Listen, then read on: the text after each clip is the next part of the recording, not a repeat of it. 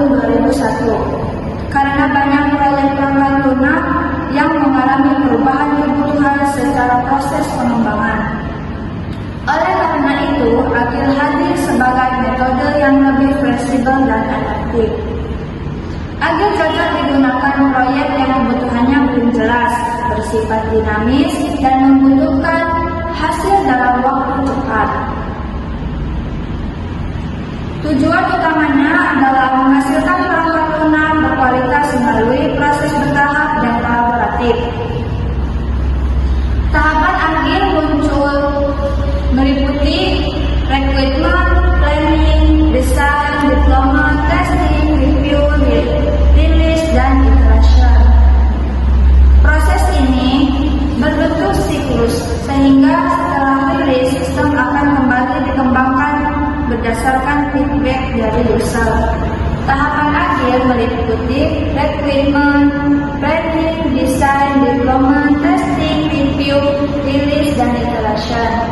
Proses ini berbentuk siklus sehingga setelah rilis, sistem akan kembali dikembangkan berdasarkan feedback dari user. Beberapa peran dalam Agile antara lain sistem analis, developer, tester, project manager, user, atau klien. Kelebihan Agile adalah fleksibel terhadap perubahan, cepat menghasilkan produk, dan melibatkan user secara aktif. Sedangkan kekurangannya adalah membutuhkan komunikasi intensif, kedisiplinan tim, dan sulit memprediksi biaya akhir. Contoh penerapan Agile adalah pada pengembangan aplikasi mobile UMKM. Fitur dasar seperti katalog produk dan keranjang belanja dikembangkan terlebih dahulu. Lalu setelah mendapat masukan seperti fitur chat dan pembayaran digital, dilakukan pengembangan pada iterasi berikutnya. Jika dibandingkan dengan waterfall model, Agile lebih fleksibel dan melibatkan user lebih aktif. Sedangkan waterfall lebih terstruktur namun kurang adaptif terhadap perubahan. Sebagai kesimpulan, Agile adalah model pengembangan yang fleksibel, berulang, dan sangat cocok untuk proyek yang dinamis, terutama sistem berbasis web dan mobile. Demikian yang kami pakai adalah pengembangan perangkat lunak secara Agile yang berjalan berulang atau iteratif, yang dimana berarti setiap tahap bisa diulang terus untuk memperbaiki dan menyempurnakan produk. Di sini ada planning, tahap awal untuk menentukan mau buat apa, tujuannya apa, dan siapa yang akan memakainya.